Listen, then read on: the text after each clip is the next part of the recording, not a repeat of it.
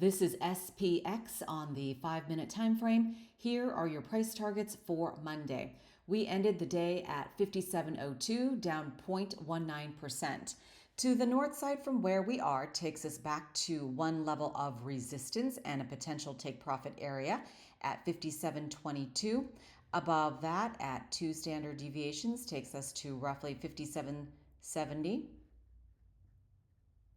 57.96. And at another level of resistance and a potential take profit area as well, roughly 58.19 to the south side. VWAP is in the blue at 5,700. That's another level of support as well. And at -2 standard deviations, 56.74, 56.50, and roughly 56.26. This is another level of support and another potential buy-in area. Looking left, there is a gap that opened up that is still in play to the downside. That will take us to roughly 56.18.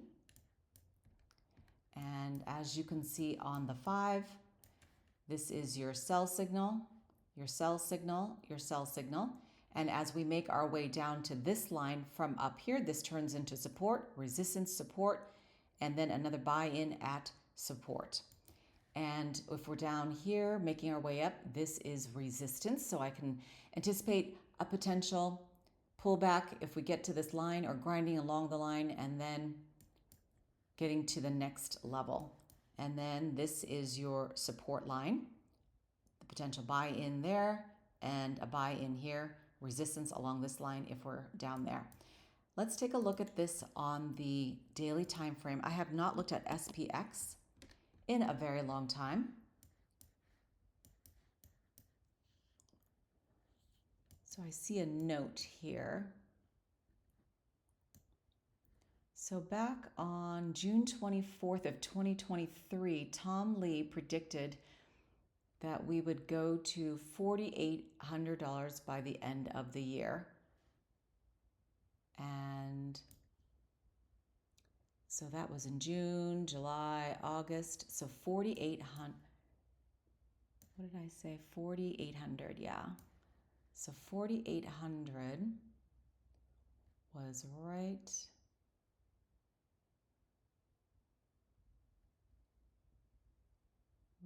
about there. And that was in December. So congrats if you made some money off of that trade there. And Trader Marat also alerted me to this ticker when we were at 36.66. So very nice if you've been in this for the long haul. And,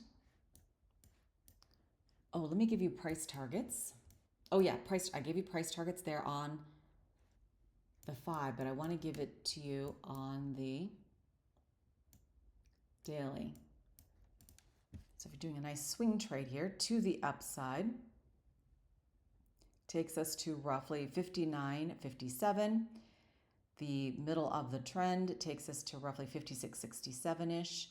And then at -2 standard deviations and another level of support, roughly 53.72 for a pullback. And here we are on the weekly. So on the weekly, your levels are going to be different, obviously, since it gives you different buy and sell signals. 58.62 and to the south side, back at the middle of the trend and support, 51.50. Now the next one I want to go over, oh, let me show you one other thing on the 5-minute as I look at this. Oh, it got erased, I think. Let me see if it shows on the daily. Oh yeah. Oh no, there it is.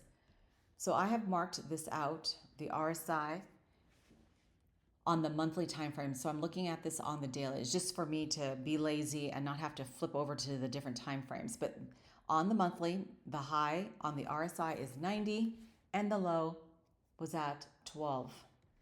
So let me show you. It goes back to there and then the low spot here. So that way it just gives me an idea of where to potentially sell out. Just this level I consider resistance, and down here I consider support. And that's one level that you can look at to also potentially get in and get out of a trade. And the next one I want to go over is CEG. First, I'm going to give you price targets. So we ended the day at 254.98, up a whopping 22%. It ran off some fantastic news. Utilities shares jump on 3 Mile Island restart plan.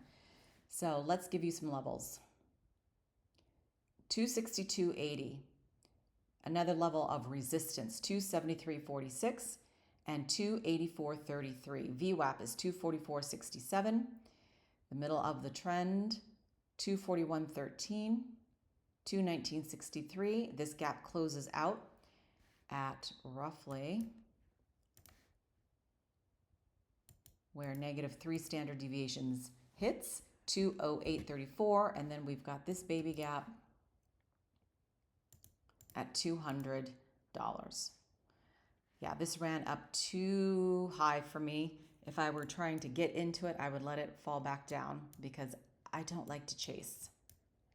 And yes, it could run and run without you, but I'm okay with that. Notice how we were just grinding sideways for a while. This is my old middle of the trend lines that I drew for myself. And you can see we've blazed past that on good news. Let me go to the daily. Option R.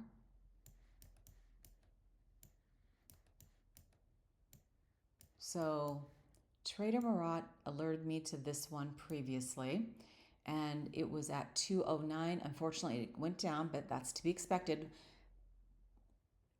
You're not going to get a win straight out of the gate sometimes. So if you're in longer, you make out. So we fell down here up to resistance. That was 228, back down to support, and then grinding our way up there. And on the daily, the target to the north side is 276.42, and back at the middle of the trend, 218.59. Obviously, many levels of support and resistance in between. And we've blazed past the forecast, and it has not been upgraded or updated for us just yet. But I don't need an analyst to tell me where we're going. I just look at the charts. It's great to have an analyst, but if you, as you can see here, it hasn't been updated and you can't find any goals or targets, maybe tip ranks, check that out. You can just look at your own chart and kind of figure it out yourself. You can do this. I know you can. All right, so note the bounce here at support, and now we are at resistance. And look at this. This is going to roll over. And will it roll over for another leg up? Potentially. But do not expect it to stay high and just keep going. It just doesn't work that way. You're in for a reality check if you think that way. Okay, so now I want to go to the last ticker here. Ferguson Enterprises. It's been a while since I looked at this one. But while I'm here on the daily, so to the north side, one channel takes us to 219.96, and then support here, another level, 193.92, and then below that would be 181.14. Let me just mark this one out. Well, actually, I shouldn't mark it on here because it's going to be different when I flip it over to the different time frame. Let's just show you what I mean. Have I don't think I've really marked this one out because I don't really look at it.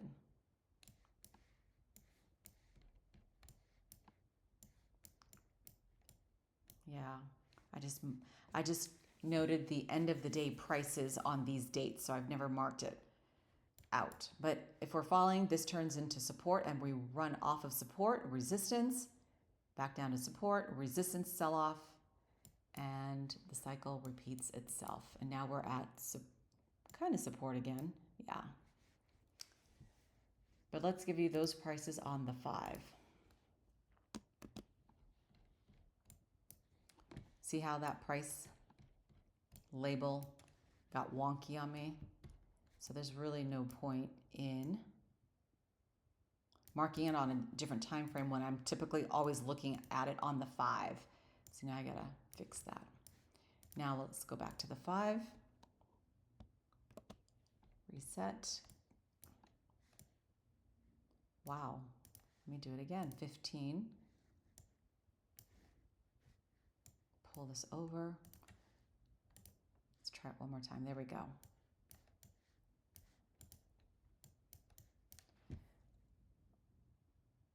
$197.87. VWAP is 260 cents. 203.04. 208.15. 210.77. 213.27. And 195.22. 192.76.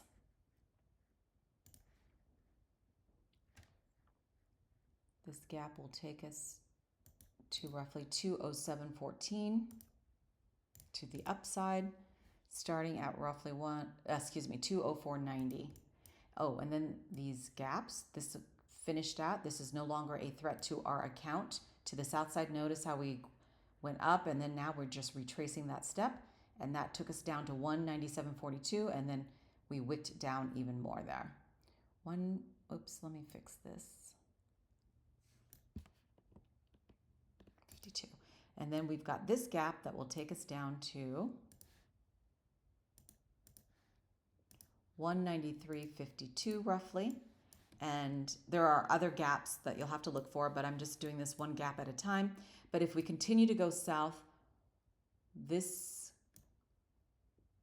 could touch or make its way down, definitely, and close out.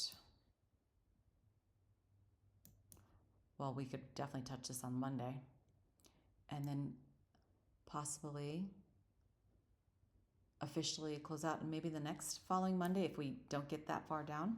But I think we will. I think this thing will just close out. And I did buy some charge point. I set a buy order at $1.38. It went down even more, I think down to $1.37, but I'm okay with that. And check out mRNA, people. I'm going to do a video on that one soon, but I think there's some potential to the upside with that one and Estee Lauder as well, which I've talked about many times in the past. All right, that does it for me. Have a great trading week.